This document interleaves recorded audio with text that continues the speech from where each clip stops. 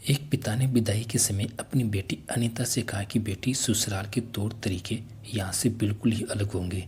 तुझे वहाँ उनके ही हिसाब से सारे काम करने पड़ेंगे।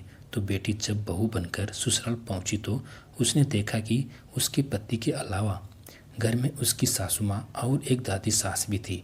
और बहू जब घर में कुछ दिन रही तो उसने देखा कि घर में दादी सास का बहुत अपमान होता है और हर कोई उनको कुछ भी उल्टा सीधा कह देता है। और दादी सास के अपमान की हद तो तब पार हो गई जब अनीता की सास ने उसकी दादी सास की ठोकर मार दी और उस दिन उन्होंने खाना भी नहीं देने दिया। अनीता को यह सब देखकर बहुत बुरा लगा। अनीता एक संस्कारी लड़की थी, तो उसने सोचा कि घर में बड़े बूढ़ों का अपमान होना घर को नरक बनाने जैसा होता है। और तभी से ही अनीता ने यह फैसला किया कि वो अपनी सास को समझाने का पूरा प्रयास करेगी। तो अनीता ने उस दिन से ही खुद अपनी दादी सास की पूरी सेवा करने की सोच लिया और अब वह रोज ही घर का काम खत्म करके अपनी दादी सास के पास जाकर बैठ जाती और उनके पैर दबाने लग जाती। तभी कुछ दिनों बाद ही अनीता की सास को बहू का इस तरह दादी सास के पास से बैठना और उनकी सेवा करना बिल्कुल ही अच्छा नहीं लगा। तो एक दिन अनीता की सास ने उसे बुलाया और कहा कि बहू, तुम घर का सारा काम छोड़कर इस बुढ़िया के पास आकर क्यों बैठ जाती हो। अनीता बहू को पता था कि एक न एक दिन उसकी सास उससे ये सवाल जरूर पूछेगी। तो बहू ने अपनी सास से कहा कि माँ जी, मैंने घर का सारा काम ख़त्म कर लिया है और मैं रोज़ ही घर का सारा काम ख़त्म करके ही दादी जी के पास बैठती हूँ, लेकिन अगर अभी भी कुछ काम बाकी है तो आप मुझे बताइए, मैं अभी कर दूँगी। तो सास बोली कि काम तो कुछ नहीं है, मगर दिन भर दादी सास के पास बैठना ठीक नहीं है। बहू अनीता ने सास की बात को बड़ी ही ध्यान से सुना और कहा कि माँ जी, मेरे पिताजी ने हमेशा मुझे ये सिखाया है कि जवान लड़के और लड़कियों के बीच में कभी नहीं बैठना चाहिए और अगर जीवन में कुछ सीखना है तो घर के बड़े बुजुर्ग के पास ही बैठना चाहिए। और अपने घर में सबसे बुजुर्ग दादी सास है, इसलिए मैं रोज़ ही उनके पास बैठती हूँ।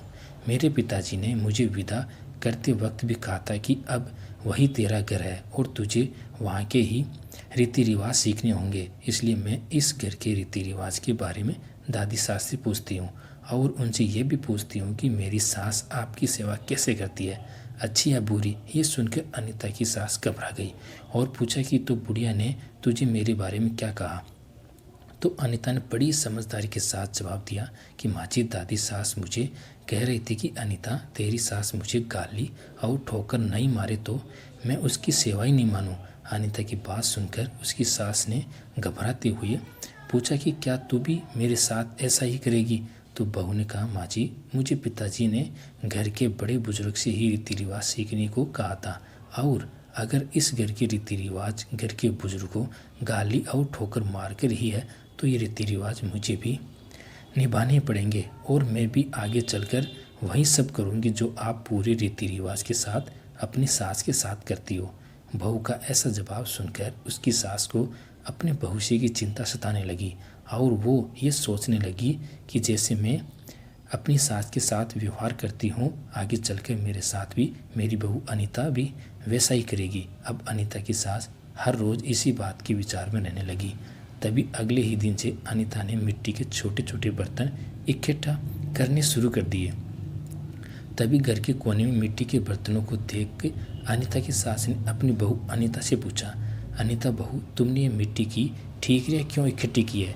तो बहू ने बड़े ही प्यार से कहा कि माँ जी, आप दादी सास को ठीकरे में ही तो रोज़ भोजन देती है, इसलिए मैंने सोचा कि पता नहीं बाद में ये मिट्टी की ठीकरियाँ मिले या न मिले, इसलिए मैंने अभी से ही इनको एक कोने में इकट्ठा कर रही हूँ। बहू को ऐसा करते देख उसने अपनी बहू से पूछा कि तू मुझे ठीकरी में खाना परोसोगी।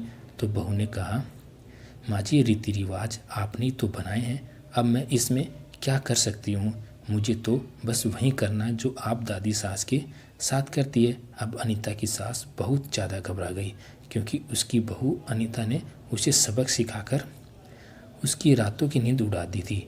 और अब अनीता की सास खूब घबराती हुई और खूब डरती हुई अपनी बहू से यह कहती है कि अनीता बहू, अब तो हमारे घर में तूने नए रीति रिवाज बना दिए हैं और हमारे रिवाज तो पुराने हो चुके हैं। कल से मैं तेरी दादी सास को खुद ही अपने हाथों से खाना खिलाऊंगी और वो भी थाली में, और हाँ बहू, कल से ही तेरी दादी सास की हम दोनों मिलकर खूब सेवा करेंगे। मगर बहू, ये जो तूने मिट्टी की ठीकरियाँ जमा कर रखी है ना, वो अब तू बाहर फेंक दे। उनका अब क्या काम। अब तो मैं वैसे भी तेरी दादी सास को थाली में खाना दूंगी। तभी सास के अंदर इतना बदलाव देखकर अनीता बहुत खुश हो गई, और बाद में जब ये बात उसने अपनी दादी सास को बताई तो वो भी बहुत खुश हो गई, और उसकी दादी सास ने अनीता को अपने गले से लगा लिया। और अब अनीता की दादी सास की उस घर में खूब सेवा होने लगी। लेकिन यह सब अनीता की समझदारी की वजह से हुआ। दोस्तों, अनीता की समझदारी के लिए आप क्या कहेंगे, प्लीज़ कमेंट में ज़रूर बताना। आपका धन्यवाद।